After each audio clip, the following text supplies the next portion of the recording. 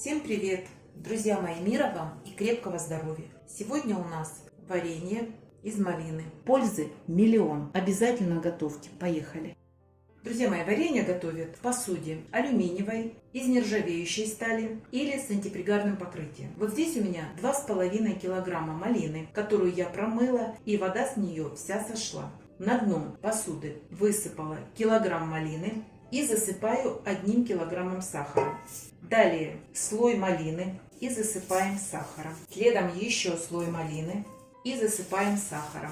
И еще слой малины и засыпаем сахаром. На каждый килограмм малины килограмм сахара. Сахар – это консервант, который не даст в процессе хранения малине испортиться.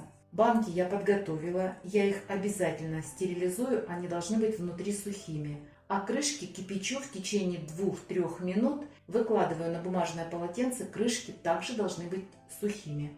Оставим на 1 час. Друзья мои, прошел ровно 1 час с того момента, как я засыпала малину с сахаром. Поставила разогревать на огонь чуть ниже среднего. Под тяжестью сахара и малины внизу выделился сок, который и не даст нашему варенью подгореть. Малину очень сложно оставить в неизменном виде. Она у вас по-любому разварится, а поэтому перемешивать такое варенье можно в самом начале варки. Сейчас нам надо полностью растопить сахар. На это уйдет 4-5 минут времени. Внизу выделяется сок, и наша малина уже находится на плаву. Воду не добавляйте ни в самом начале, ни в конце. Здесь очень много жидкости, она выделится из малины. Не надо разбавлять вкусное варенье водой. Друзья мои, варенье из малины хранится, как правило, 2 года. Но я обычно готовлю на 1 сезон, потому что в процессе долгого хранения малина в банках темнеет, идет процесс окисления. Лучше всего проходить по стеночкам вот так силиконовой лопаточкой, чтобы снять со стенок образовавшуюся пенку. Периодически помешиваем и проходим лопаточкой по донышку. Хотя в этом нет особой необходимости, здесь достаточно малинового сока выделилось, и ваше варенье не пригорит. Сгоняем на 1 краешек пенку и аккуратно ложечкой снимаем. Кипятим в течение 5 минут, а затем оставляем на 1,5 часа до полного остывания. Друзья мои, подошло время повторного кипячения 5-минутного.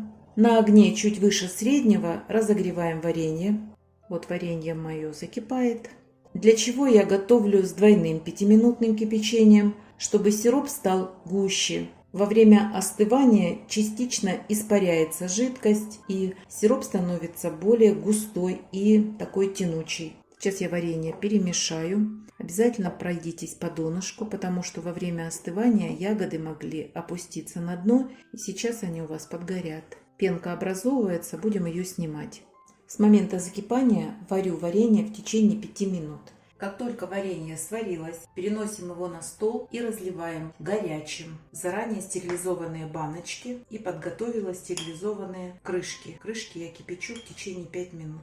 Никогда не держите стекло над вареньем, потому что в любой момент стеклышко может отколоться, банка лопнуть, и вы испортите весь продукт. Ложкой я наливаю, чтобы красивая была картинка, друзья мои. А вообще-то я сейчас поставлю вороночку, возьму половничек и быстро очень наполню все баночки. Обязательно перемешивайте варенье, чтобы и ягоды попадались, и сироп.